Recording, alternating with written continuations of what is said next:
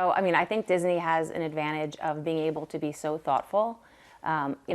Previously in my career, I always worked at companies that was more focused on the targeting side of addressability and how do you reach the audience and the content doesn't matter.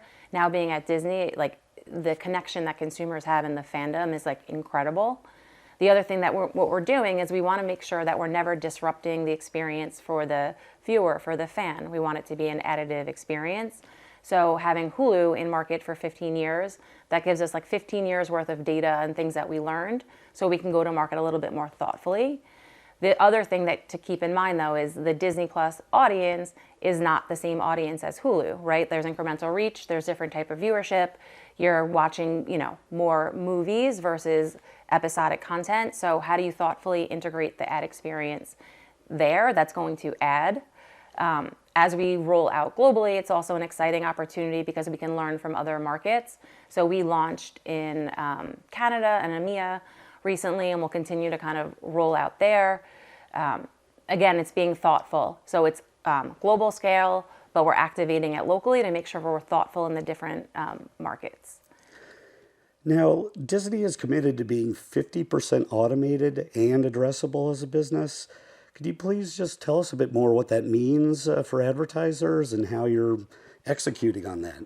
So we actually, the goal was 50% automation of our digital business by 2024. We are on pace to do that, actually exceed it, and we've already set forth new automation goals. Automation for us is really just making it easier for buyers to transact with our supply, and we're also trying to make sure that everyone from a massive Fortune 500 brand has access to the ability to buy within our content, but also making sure that a local pizza parlor has the ability to do it via our self-service platform. So it's kind of just taking the friction out of the buy and just making it easier and more accessible. Now, Disney, you have so many platforms and so many ways to multiple touch points with consumers. So for advertisers, how can they activate against your inventory while still getting the scale and reach across other media properties and getting kind of a unified view of things? Yeah, I mean, I come from the buy side. That's where I started my career. And, I was thinking about it last night. We were talking about it at dinner. It's like, how could you even make a TV guide right now if you tried? Because content is in so many different places. And really, what the content is consuming is king to that person. So you want to reach them in a thoughtful way. Not just on Disney, but you want to reach them across all the content they're watching with, other partners and publishers. So, for me, I would say programmatic is probably the best channel to do that.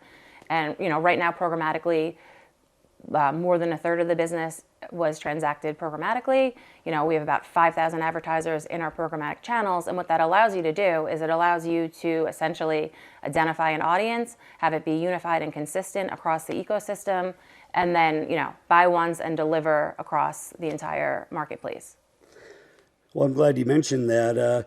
There's a lot of talk now about identity graphs, especially with discussions about privacy and the loss of third-party cookies, at least in the digital space. So what does all this stuff mean for you? Identity, interoperability, et cetera? Yeah, I think it's funny, all the buzzwords, interoperability is definitely the word, it's having a moment right now. What I think is challenging about that is everyone says it. It was mentioned probably 27 times in the first, hour of sessions today. I think, we just need to do a better job of defining the use cases and more under the lens of how am I using interoperability to solve a problem for a client? And how do I go to market to do that? So for us, the way that we're using it is a bunch of different ways. Disney was first to kind of start with clean rooms and bringing that to market. Disney had the foresight to build our own identity graph to be interoperable as possible with our partners. What's nice about having our own graph is I am not relying on one signal. We have multiple signals and we can engage however we're going to get the best out of it for the use case we're supporting. Interoperable, obviously to create scale and audience. I want an advertiser to be able to reach as many of their audience as possible. So if a brand is going to take the time to figure out what audience works for them, if I am interoperable, my match rate goes from 30%, because I'm relying on one signal that might not match, to we're seeing 80, 90% match rates. So I'd say like planning is definitely like one use case that's important. The other thing with CTV and like digital as a whole, like some of the bigger players, the attribution in a lot of cases is a black box. We're using interoperability to sync with measurement partners as well. So if I look at Disney right now, 50% of my inventory is linear, 50% is streaming, so that's meaningful. And we always want to make sure that the measurement is accurate. So we're not just, doing a match, moving on and scaling it up. I'm not going to take a 1% match rate if I'm trying to measure something with Experian. I'm going to do the work to make sure we have an identity sync, that the measurement is actually accurate, and you could scale those insights. Well, finally, Jamie, this has been really informative. We thank you for being here. Looking ahead, what can we expect with Disney? I know you usually have a lot of stuff going on with your tech showcase, your upfront. Is there anything you can tell us about the future, or anything you'd like to see? For the first time ever, our Tech and Data Showcase is going to be live. We're doing it live in CES, so I think that's a big signal about the investments we're making in data and technology and kind of how bringing it together. So that's going to be a big moment, and we're going to unveil solutions that we believe will help move the marketplace forward. I've been coming to Beat Retreat like pretty much my entire career, like the small ones, like back in Florida when it was like 20 people.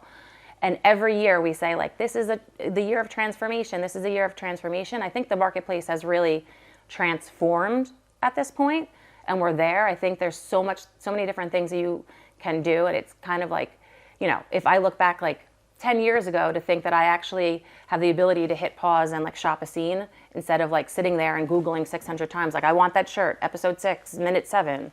So I just think like more thoughtful solutions, more ways to connect. And I think that, it's definitely very excited, and I'm fortunate to be working right now.